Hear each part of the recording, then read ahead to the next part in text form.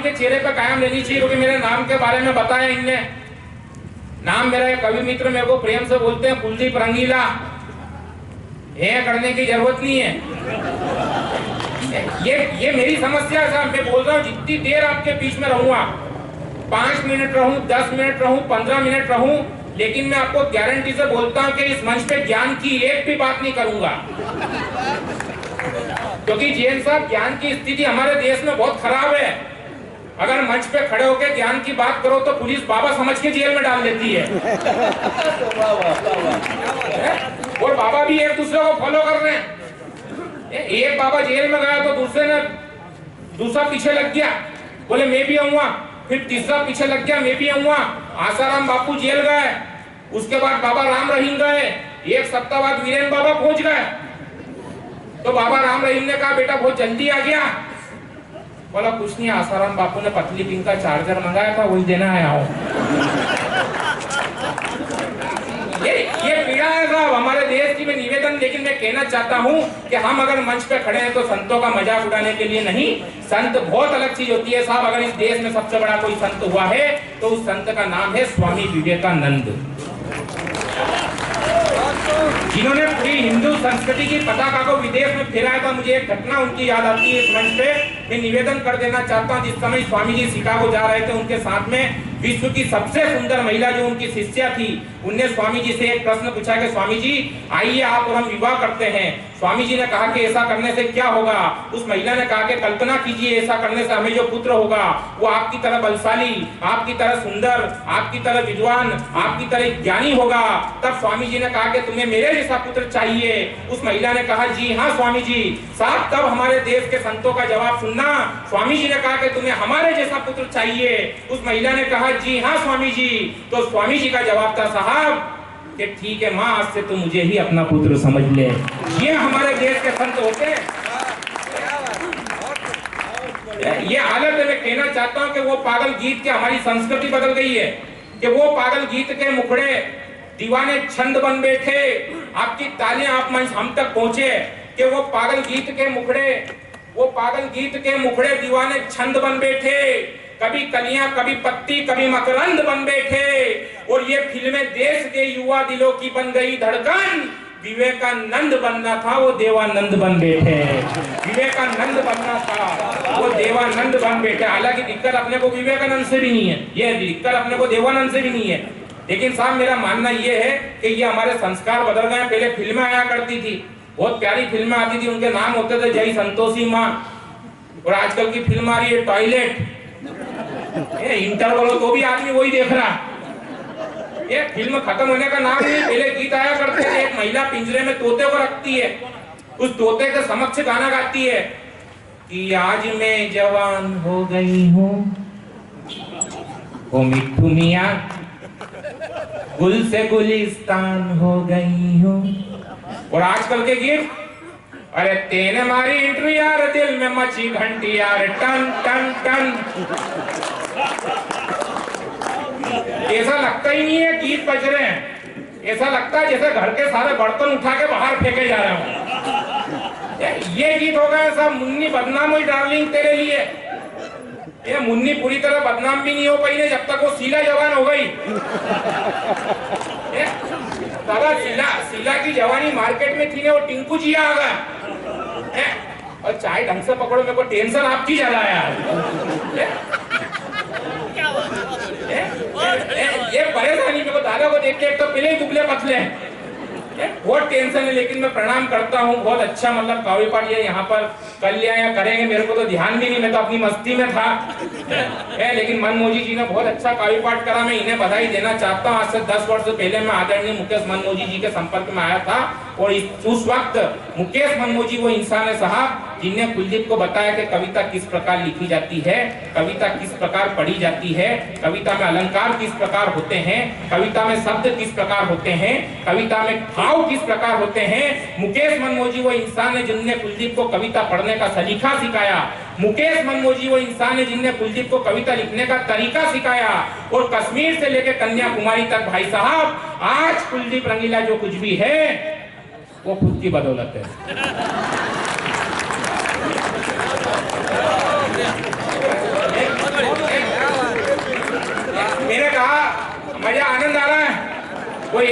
पूरा सदन दोनों हाथ उठा के ताली बजाकर मुझे बताए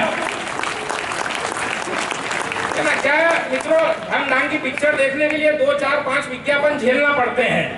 और क्या है कि बहुत सारे हमारे आज तो क्या आधा देश दुख में डूबा है, इसलिए दुख में डूबा के श्रीदेवी चली गई।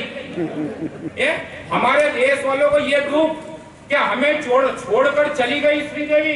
जैन साहब, पूरे देश को ये पीड़ा के हमें छोड़ के चली गई श्रीदेवी, लेकिन जगदलपुर वालों को इस बात की खुशी के मंच पे विराजमान श्रीदेवी। कवियों को बजट मिला नहीं, मतलब हम सब फ्री देवा नहीं, ये फ्री देवी।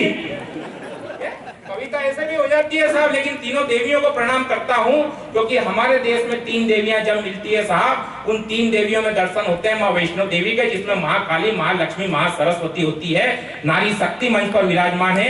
मैं चाहता हूँ, और इनके जो इरादे बहुत मजबूत है साहब, हौसले बहुत बुलंद, इन्होंने कविता पढ़ी बड़ा आत्मविश्वास के साथ। मैं चाहता हूँ कि एक बार पूरा सदन इन तीनों देवियों के सम्मान में भी जोरदार तालियां बजाए। और जैन साहब, भाभी जी यहाँ पे इतना बोल रही है तो फिर घर पे कितना बोलती होंगी।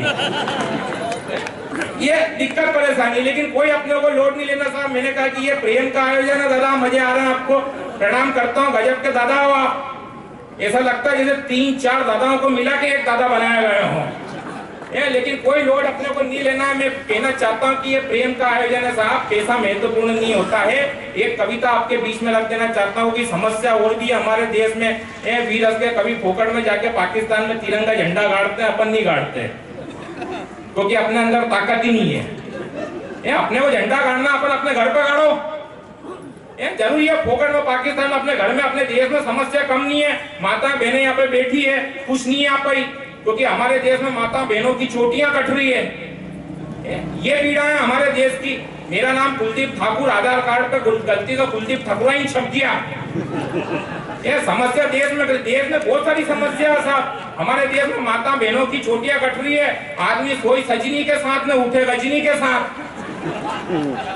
ये आदत हो गई। लेकिन 4 पंक्ति में पढ़ना चाहता हूँ कि आदमी वो है जो हर समस्या के आगे डट जाए। आदमी वो है जो हर समस्या के आगे डट जाए, हौसला देखकर उसका तूफान भी पीछे हट जाए। और जो भी सदन में ताली ना बजाए कुलदीप रंगीला की कविता पर, ये मेरा श्राप है कि रात को उसकी बीवी की चोटी कट जाए। क्योंकि अपने को साहब ये भी टोट के आते हैं, और मेरे लिए ये कोई टेंशन की बात नहीं है, क्योंकि जिस समय कवि सम्मेलन प्रारंभ हुआ यहाँ बहुत सारे लोग थे, लेकिन अब आधे हो गए, क्योंकि इन 4 कवियों ने अथक प्रयास करके आधों को भगाया।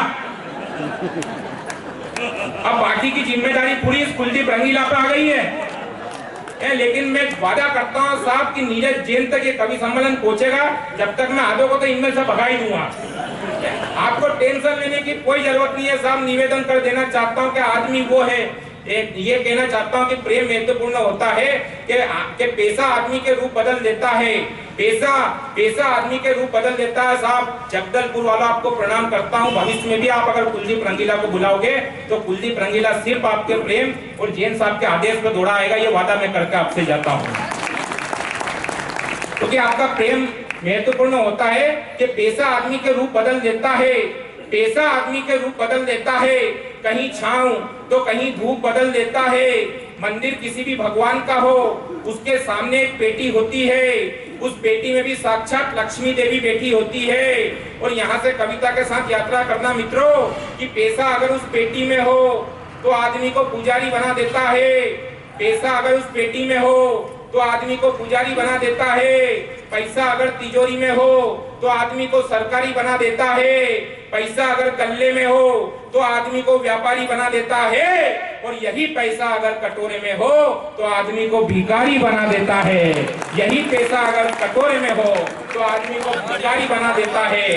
पैसा आदमी के रूप बदल देता है, कहीं छांव तो कहीं धूप बदल देता है। साहब यही कविता एक दिन मैंने अपनी सच्ची धर्म पलटनी को सुनाई।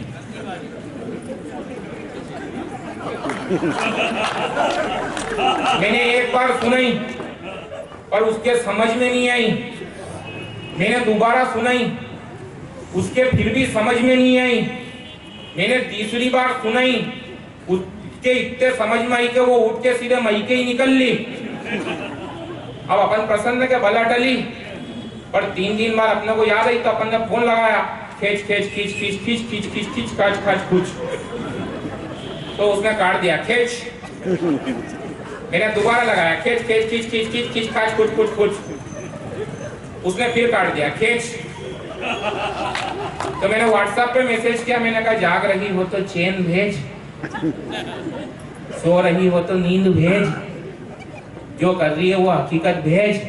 तो उसने व्हाट्सएप पे जवाब दिया, बोले बर्तन मांज रही हूँ, झूठन भेजूं। तालियां कमजोर आपके साथ। आप भाभी जी को पसंद है क्या? पांचों घर से कि हम खड़े रहेंगे कभी सम्मेलन? पीड़ाएं होती, लेकिन प्रणाम करता हूँ, बेचारे 1 घंटे से खड़े हैं, और जो आदमी खड़ा 1 घंटे रह सकता है वो बैठता कितने घंटे होगा? ये समस्या होती है, लेकिन कोई दिक्कत नहीं, आनंद आपको आ रहे हैं। हमारे लिए आपकी उपलब्धि महत्वपूर्ण है साहब। 3-4 कवियों के बाद में मुझे बुलाया गया है। मैं बताना चाहता हूँ कि मैं कोई छोटा मोटा कवि नहीं हूँ, देश के बहुत बड़े कवियों में कुलदीप रंगीला का नाम आता है, और ये वादा करता हूँ कि जितनी भी देर आपके बीच में रहूंगा आपको बिल्कुल आनंद आएगा, आनंद की पूरी गारंटी। और अगर आपको आनंद नहीं आया तो इसी मंच पे कुलदीप रंगीला घोषणा करता है कि इसी मंच पे कुलदीप रंगीला मूंछ कटवा देगा। ये एहसान कुरैशी जूनियर की है।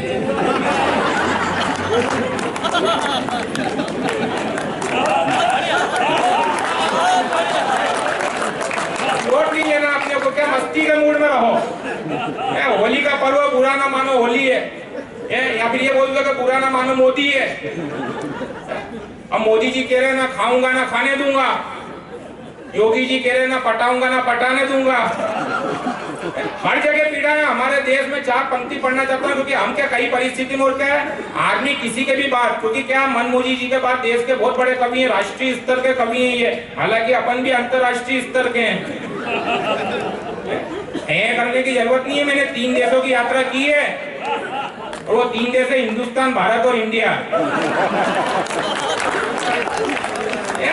पोकट में लोड है, क्योंकि क्या साहब में नाम को लेकर बात कर रहे थे, नाम रंगीला, रंगीला क्या ये मेरी बिल्कुल गलती नहीं है, मेरा नाम रंगीला, लेकिन मेरी पीड़ा ये है कि ऊपर वाला रंग देना ही भूल गया।